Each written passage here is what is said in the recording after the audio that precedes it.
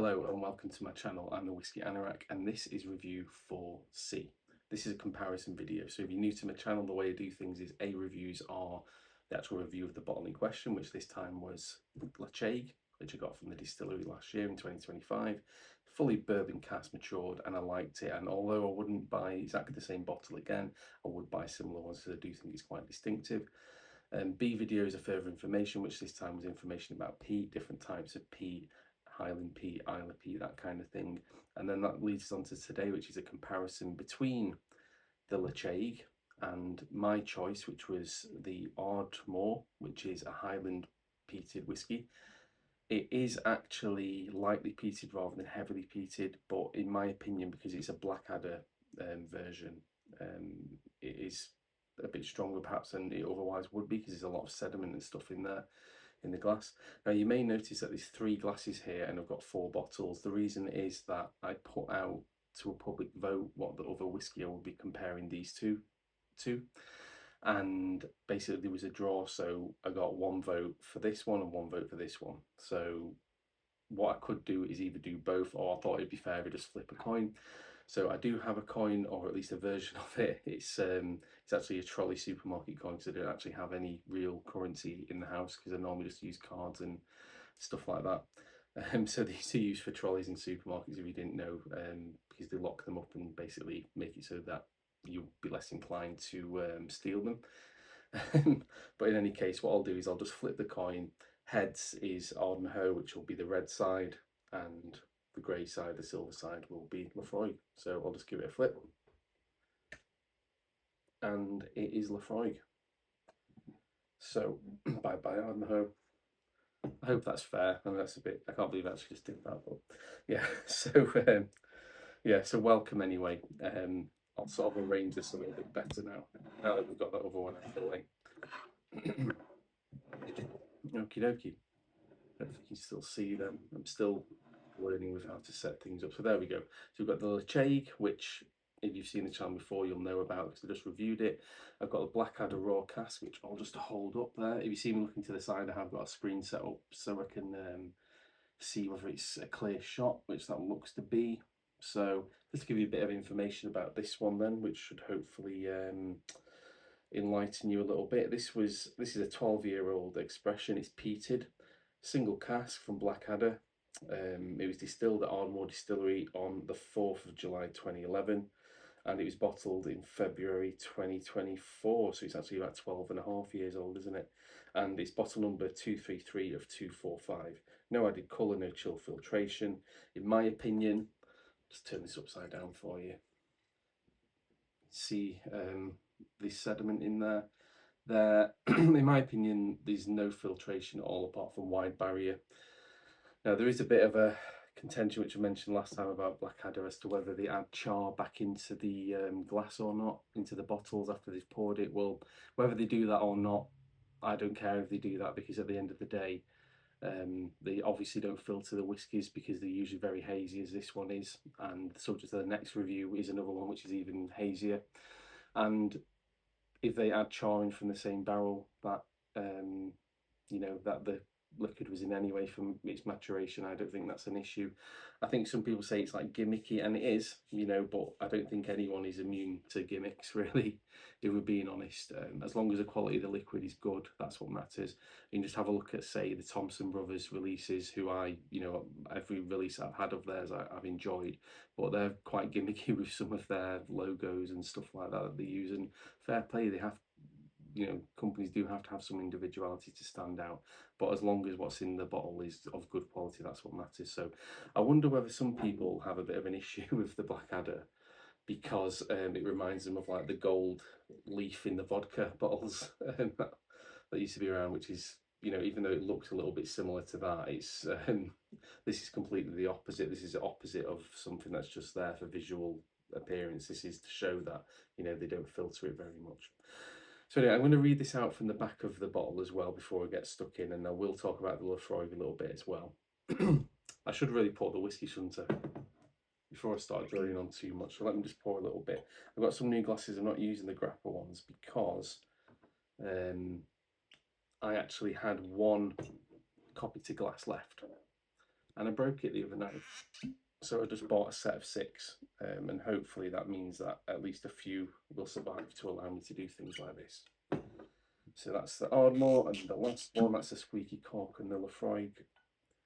The last one is the Laphroaig, not too much. There we go. So I will, at some point, of course, let's have a look, that all looks very good. Let's move a little clicker out of the way. Water there. So I will be reviewing these two at some point, not straight away, probably won't be for a while.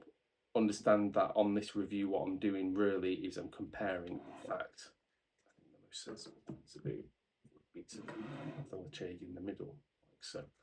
Put the glasses behind so you can see the bottle. There we go. We're working now.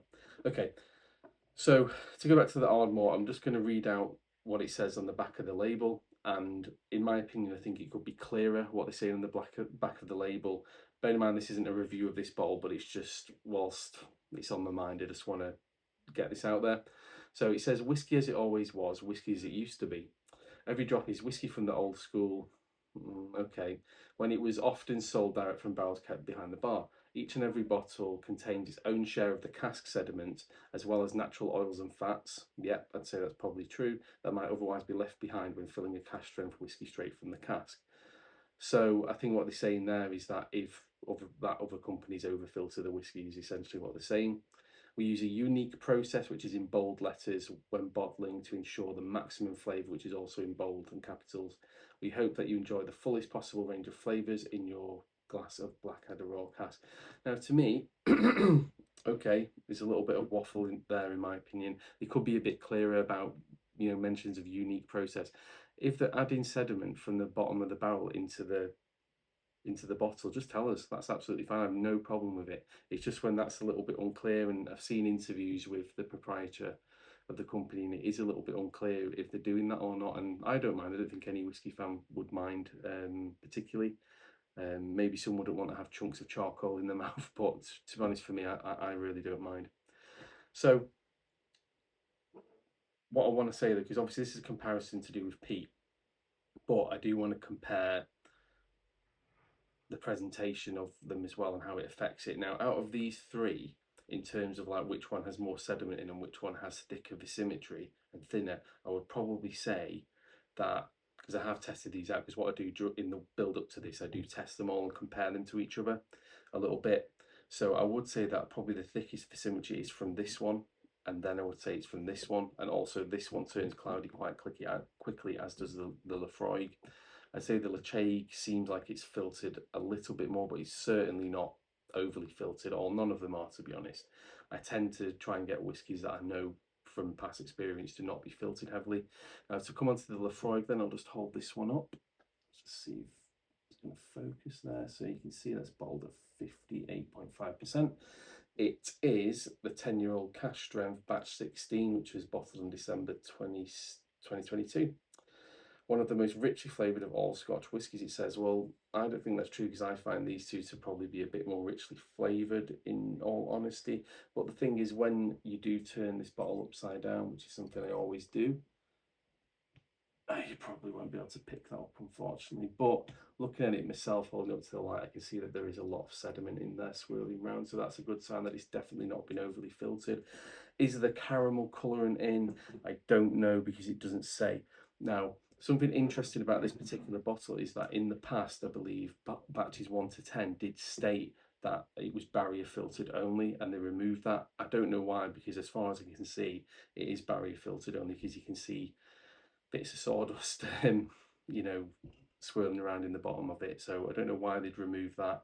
The Tobermory does state that it's unchill filtered, but that's probably barrier filtered as well, maybe slightly finer barrier than the other two. And of course, the Blackadder is coarse grain filtered, I would say. But it should be on the bottle, rather than talking about unique processes and stuff. It should just stay on the bottle. This is barrier filtered only, and give us the size of the barrier that you used and the type. I think that would be useful information.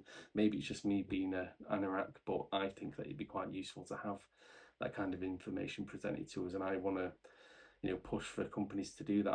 I genuinely think the first bottler or company to do that will have success, and it will catch on. And yeah, I just think putting a statement like unchill filter just isn't enough these days, because it doesn't really tell you that much. And I think a lot of whiskey fans are learning that.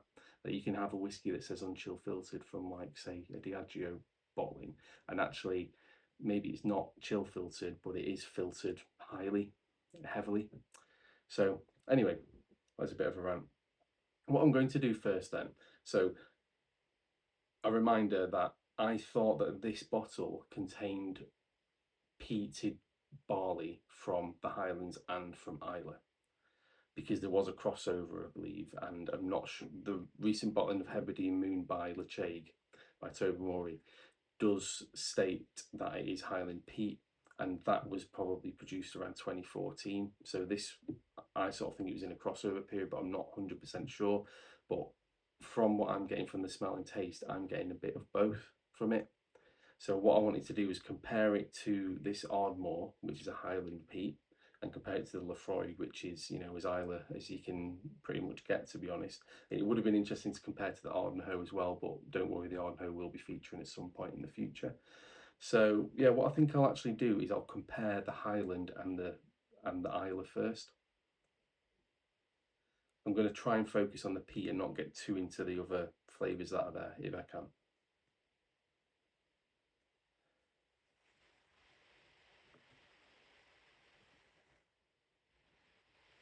So instantly the difference is that this is definitely quite medicinal. It's got that seaweed, sea salt air to it, whereas this is a lot more mellow. It's a lot more twiggy. It's less vegetal than this. The Laphroaig is very much a bit of a smack in the face, whereas this is a bit more of a, yeah, it's just a less intense experience, to be honest. But there's probably more depth to the peat smoke, I would say. And certainly over time when they open up, I'll notice even more of a difference. So yeah, it's a little bit of a cough mixture scent to this one, I would say. It's quite astringent is how I would describe it, whereas the Ardmore is definitely smokier, I would say. So the main difference is this is peatier, this is smokier in a sort of gone out bonfire sort of way, I would say. So on the taste.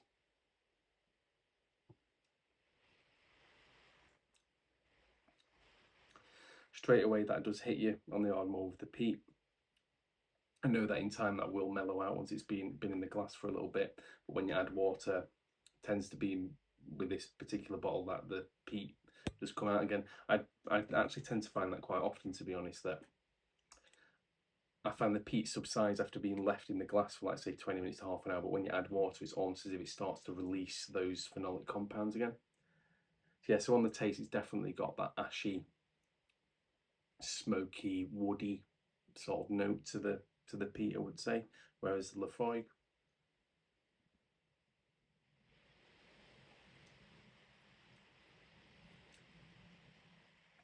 intense seaweed, like vegetable matter, salty, so briny, and it's just very pungent. It's a world apart from Highland peat. I think, to be honest, it's always a better example of Highland peat is Balakin, because I find Balakin to be a lot more intense because it's got those short stills and it's using worm tubs. It's just a lot heavier with the smoke in some expressions anyway. But this is still, you know, bear in mind this is more lightly peated, probably like to 15 to 20 parts per million, I think, you know, at the malted barley stage. But yeah. Again, with the Laphroaig, once you leave it in the glass, the peat does subside and you do get access to some of the more complex flavours that are in there. But for the initial sort of smell, it can be a bit off-putting if you've not had it before. That's for sure. Okay, so now we'll go on to the Tobermory, well, Ledaig, shall I say. So yeah, I hate to be obvious, but to me that just smells like almost like a perfect mix between these two. It really does. It's got some of that astringency from the Laphroaig, but it's also got a bit of a deeper more complex smoke to it, I would say.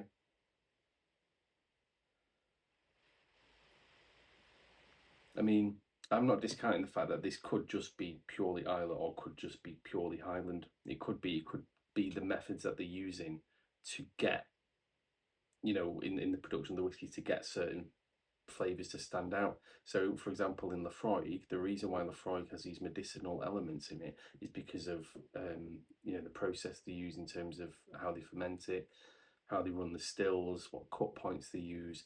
It will all be tuned to get that phenolic iodine medicinal hit, which people associate with Laphroaig.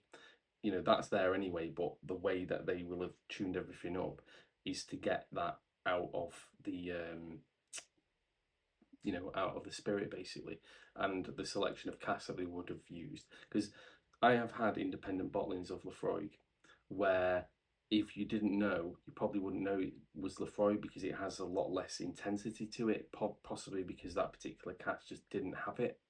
And that's what you can get sometimes with single cask bottlings, whereas with the, you know, these sort of bottlings, which is like probably a rather large batch, you will get like an amalgamation of like a what you'd call a house style from the distillery, and you know, you will get that pungency come through in many cases. Now you can get certain casks of Laphroaig which are even more pungent than this, that's for sure, and I've tried a couple, but you have to remember that in this case it is a blend of probably many casks.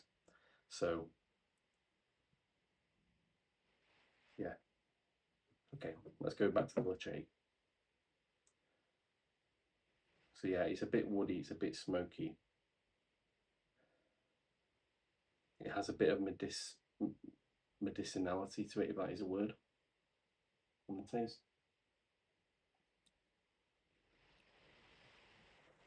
It's a bit of a sweeter peat than the Highland. That's another point, is that although this is pungent, the Laphroaig is sweeter in terms of the peat.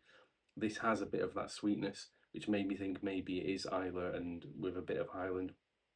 But on the aftertaste, and when you leave it in the glass, it has an extremely smoky note to it. Like if I leave this, if I nearly empty the glass, just leave a tiny little bit in the bottom, cover it up, and then leave it till the next day and smell it. It smells like a gone out bonfire, the same as this one does, whereas this one just doesn't have that same bonfire smell. It still smells a bit smoky, but it doesn't have the same pungency as these two will. And that's just because Highland peat is a lot more twiggy and earthy, basically, generally. So yeah, so what I was saying before about like cut points and things like that dictating what will be emphasized, you know, it is a possibility that this could just be Islay peat and that they've just emphasised, you know, some of the characteristics that you would associate with Highland peat a bit more, or it could be a mix like I originally thought. I don't know. There's no clear information out there, so it's all guesswork. But I'm still, my personal opinion is that it is a mix. So, right. So now let me compare the Ledaig directly to the Ardmore.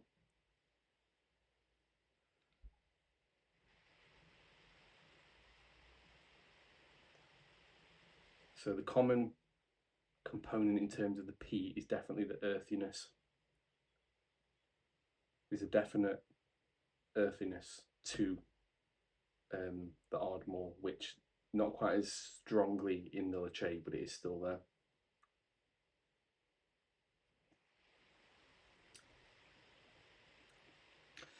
Okay, let's add a bit of water. Bearing in mind I have tested these and done it with water, so I have had a bit of research ahead of this video. I basically put half a teaspoon into each one of those there. So we'll just leave that for a moment. Normally I'd leave it for a lot longer. I'd add the water, I'd taste it straight away, and then normally I would leave it for like say 15 minutes, taste it again, over 15 minutes, taste it again, and just do that. Also, just so you're aware, what I'm going to do at the end of this review is I will mix them all together and have a bit of a taste. That's something that I always try and do because I think it's something that teaches you quite a bit when you're getting to know whiskies. I find that mixing them together can help you to notice certain elements are prominent, and it can also get you used to blending as well, which is quite satisfying. I've not done much blending myself, but what I have done is quite satisfying. Like I say, I've blended a Bruichladdich beer or is it bear barley, and a Springbank bear barley together, and called it the Bear Blend. And it's actually pretty good. It's surprising how strong the Bruichladdich is in that mix in terms of like the minerality that you get from Bruichladdich. And yeah, I'd highly recommend just to mix things together and just do a bit of experimentation. That's something that I didn't really do at the start of my whiskey journey. I started drinking whiskey about 2009, and I would just have the standard whiskey. I didn't want to mess around with it too much. I'd had a bit of water, but I generally didn't like messing around with things. But as time's gone on, I've generally liked to experiment just to kind of keep it interesting for me. So just whilst this is opening up as well, let's see what time we're on, 20 minutes, so I won't take too much more of your time up. This channel, if you've not seen it before, I record the reviews in one take because I just think it gives a natural presentation. I buy everything that I review, so everything is bought by me. I don't do any gifts or samples or anything like that. This is purchased with my own money. And the way that I do reviews as well is I don't give a percentage or a score. I make sure that I just answer 3 questions, which is, would I buy the exact same bottle again? Would I buy a similar bottle again? And would I buy from the distillery or bottler in question again? And that's basically it, because I find that that's the most useful information. Of course, my opinion could change further down the line, but I think it's a good basis, and it should be fairly consistent. I mean, to be honest, most of the time it's probably going to be no to the first one and yes to the second two, but excuse me, there will definitely be variances on that where I wouldn't buy from a particular bottler again for whatever reason. But those questions are only part of the story though. Like when I do a review, the main bit is like my summary, and I'm trying to focus on not giving too much in the way of tasting notes. I'd rather focus more on the quality of what's in the bottle, give you the basic tasting notes, but primarily just tell you how filtered I think it is, what processing they're using, whether it tastes a bit hot and young, whether it tastes like it's integrated, you know, there's integration between the spirit and the cask, things like that. Things that are a bit more objective, because I find that when I read reviews or watch them, when people just give tasting notes that last like 10 minutes, I just sort of turn off, because I know that I won't taste the same thing as them. Now, not knocking anyone who does that, but I always find that the least interested in the least useful part of a review. So I'm trying to focus on quality a bit more than actual smell and taste notes. Now, I could do that, but you know, and when I first started out with whiskey, I did write down notes of, you know, smell and taste, and, you know, but a couple of books full of it, and I never looked at it again. And to be honest, I enjoy the experience when I'm drinking whiskey, of like the transient smells and tastes that you get whilst you're drinking it. That's what I enjoy. You know, sometimes I smell and taste things in whiskies that I might not smell and taste again. You know, I might never experience that particular smell. So, you know, and I'll try and tell you if a particular whiskey does offer those experiences, or whether it's quite basic. I'll try and tell you those kinds of things, because I think, you know, if a whiskey is complex, it will be complex for most people, but it's just in what ways it's complex and what they smell and taste might very well be different. So anyway, I've added some water to this now. That's a bit of a not a rant, but a bit of a drone. So anyway, now that the water's been added, and I can see that the physimetry is still present in the Ledaig, as it is very much so in the Ardmore. Let's just give one check to the Laphroaig. And the Laphroaig, I should just add that it does not state that it's natural colour. The Tobermory doesn't either, but I think that's just a mistake that they left it off, but they still should have it on there. But in the case of the Laphroaig, I'm not 100% convinced that that is natural, because has been previous where it's been known that it's not, it has had caramel colour added, and, you know, I'm not going to give them the benefit of the doubt. I would tend to give Tobermory the benefit of the doubt, but, you know, it should be on there. But I just thought I'd mention that. So yeah, so in terms of the quality of the liquids, I know that I'm just comparing the peat here, but just so you know, I would say that this is a very good integration of, you know, of spirit and cask. I think the first fill bourbon has worked very well. The same for this one. I think I don't think it gives any real details on this one. The cask, I'd probably say that that's a refill. I don't think it's a first fill, to be honest. I could be wrong though. but I would say that this is a little bit more hot. I would say almost as if, you know, because Ardmore is a massive distillery, it's got a huge capacity and it mostly goes into blends. So they probably have shorter fermentation times. They probably run the stills faster, you know. So it's, and perhaps the quality of the cask isn't quite there. So that's why when you get a bottling of this, it's good to go to an independent bottler, because you're probably going to get a more integrity-based bottling than the official bottlings. And the Laphroaig, I would say that, you know, to be honest, I don't think that they're absolutely amazing casks involved, but I think they're decent, and I think that the spirit shines through a bit more than the cask does, in all honesty. I think in terms of like integration, this Ledaig is probably the best out of the three. Right, I'm up to 25 minutes now, so I'm going to wrap this up shortly. So with water,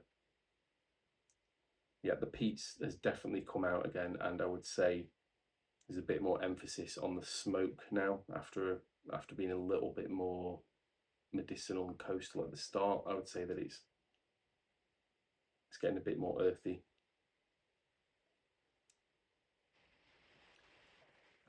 Yeah, and that definitely translates to the flavour as well.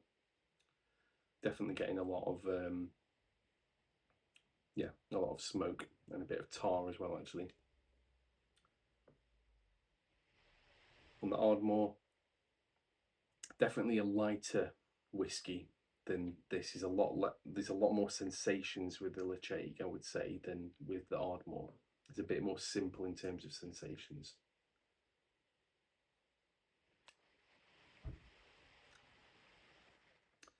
Yeah, translates from the smell quite well. The peat is very much smoky, very much twiggy, very much earthy, as expected. It's definitely got a bit stronger after the addition of water. And to finish off the Ledaig, Laphroaig, sorry.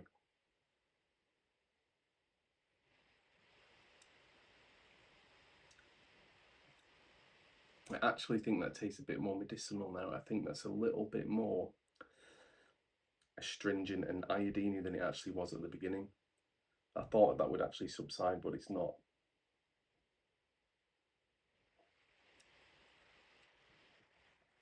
Yeah. And I am starting to see a little bit of Scotch mist, and I can say that the symmetry is still there in the glass, which is a great sign. Same with the Tobermory, with the Ledaig, sorry, and the same with the Ardmore. Yes. So, in terms of quality, that's pretty good.